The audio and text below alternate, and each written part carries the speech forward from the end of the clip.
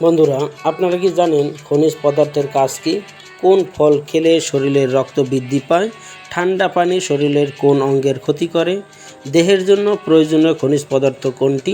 কোন ধরনের খাবার খেলে কিডনির পাথর গলে যায়?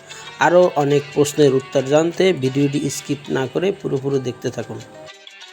বন্ধুরা, এরকম স্বাস্থ্য বিষয়ক নিত্য নতুন ভিডিও পেতে আমার চ্যানেলটি সাবস্ক্রাইব করে রাখবেন। আর যারা অলরেডি সাবস্ক্রাইব করে রেখেছেন তাদেরকে অসংখ্য ধন্যবাদ। বন্ধুরা, আজকের ভিডিওর প্রথম প্রশ্ন, খনিজ পদার্থের কাজ কি? 1.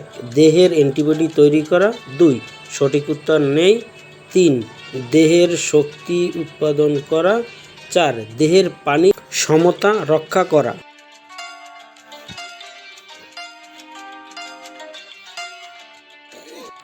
উত্তর 4. দেহের পানি সমতা রক্ষা করা। পরের প্রশ্ন, কোন খাবার খেলে কিডনির পাথর গলে যায়? 1. দুধ। 2. কলা। 3. পাতিলেবু। 4. ডিম।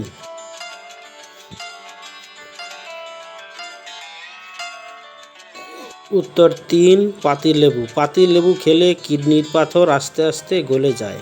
পরের প্রশ্ন, ঠান্ডা পানি খেলে শরীরের কোন অঙ্গের ক্ষতি হয়? 1. লিভার। 2. হার্ট। 3. কিডনি। 4. ফুসফুস।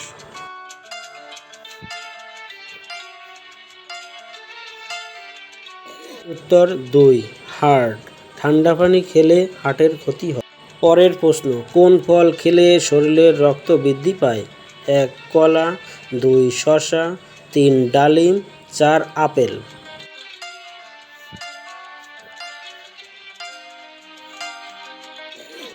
উত্তর 3. ডালিম। ডালিম খেলে আমাদের রক্ত উৎপাদন হয়। পরের প্রশ্ন, কি খেলে তাড়াতাড়ি মোটা হওয়া যায়? 1. কিশমিশ। 2. ডিম। 3. কলা। 4. দুধ।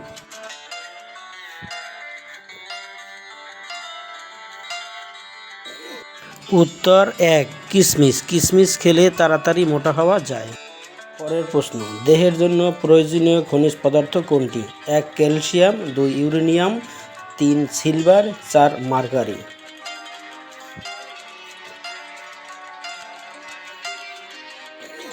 উত্তর ক্যালসিয়াম। ক্যালসিয়াম আমাদের দেহের প্রয়োজনীয় খনিজ পদার্থ। বন্ধুরা, এরকম স্বাস্থ্য বিষয়ক নিত্য নতুন ভিডিও পেতে আমার চ্যানেলটি সাবস্ক্রাইব করে রাখবেন। আর যারা অলরেডি সাবস্ক্রাইব করে রেখেছেন তাদেরকে অসংখ্য ধন্যবাদ।